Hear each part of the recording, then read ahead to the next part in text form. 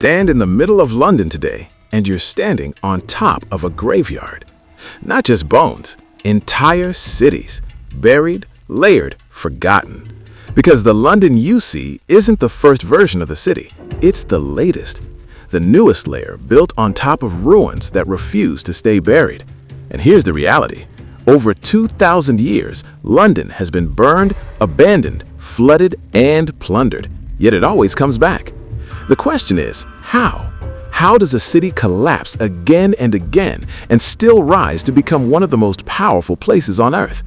Because London didn't grow in a straight line. It didn't expand peacefully. It collapsed violently, repeatedly, burned to ash, left empty, invaded, poisoned, bombed. And each time, it survived. But some of its most critical versions no longer exist. They're gone, hidden beneath streets, buildings, and glass towers, almost like the city has been erasing its own past just to survive. To understand that, we must go back to a time when London wasn't London at all. The year is 43 AD. The Thames winds slowly through mud and marshland. No bridges, no towers, no crowds, just water and mud.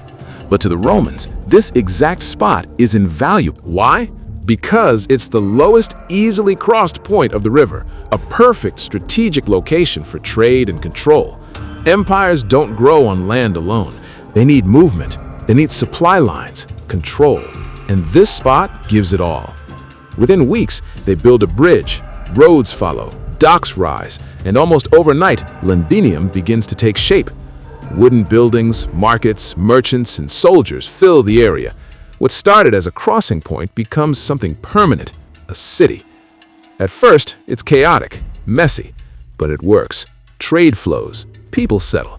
Within years, Londinium becomes one of Roman Britain's most important settlements. By 60 AD, its population may have reached 30,000, already larger than any other nearby town. But then disaster strikes.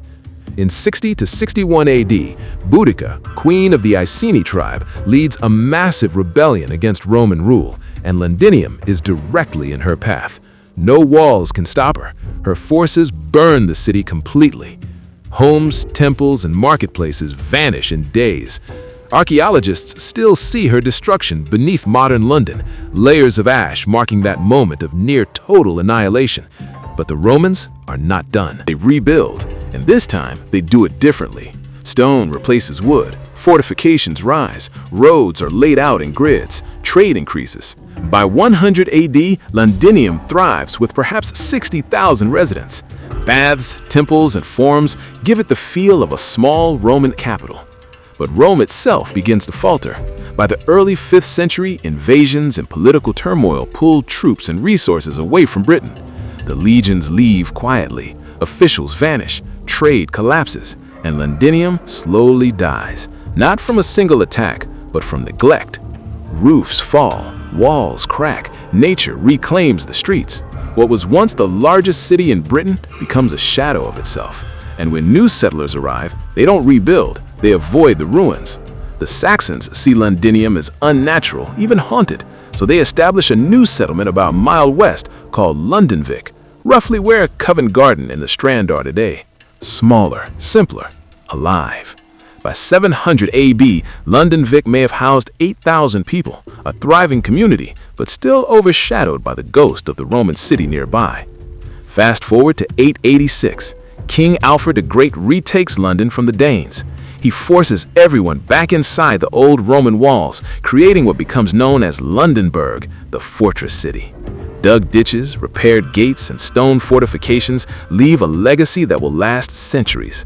Alfred's imagined thought, this city must survive or England does not. The Norman conquest in 1066 brings William the Conqueror. He understands that controlling London means controlling England.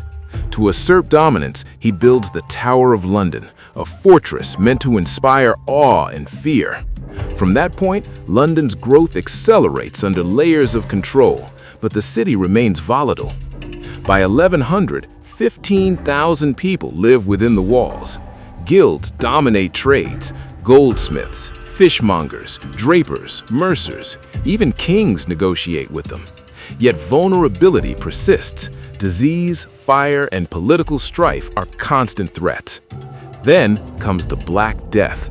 Between 1347 and 1350, plague wipes out nearly half of London's population, perhaps 30,000 people in just 2 years. Streets fill with the dead faster than anyone can bury them. The city teeters on the brink of collapse. Could London survive this? Could its people rebuild? It does, slowly, but life is never simple. Riots, revolts, and corruption keep the city tense. The Peasants' Revolt of 1381 erupts violently. Thousands march through London demanding change.